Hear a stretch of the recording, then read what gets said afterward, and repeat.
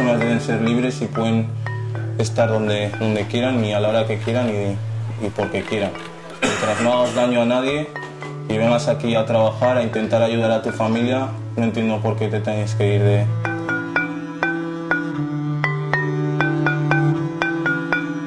En la calle, mire todo el rato en la calle, anda en la calle, ve dos chicos, un chico, tú piensas que son policías, no son policías.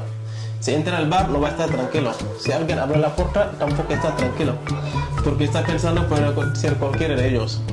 Sí. Cuando tú entras al bar, también a una persona, tú también piensas que son los policías. Por eso es muy difícil vivir sin papeles. Sí. ¿Tienes esperanza de lograrlos? ¿Sí? ¿De lograrlos con toda la gente que te ayuda? Sí. Sí. Sí.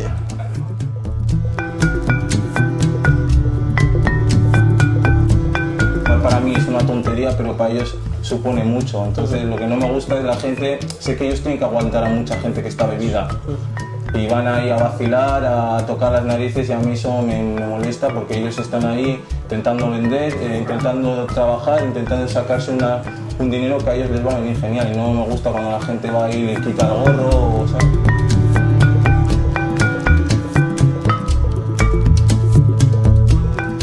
Mi cuadrilla son la hostia.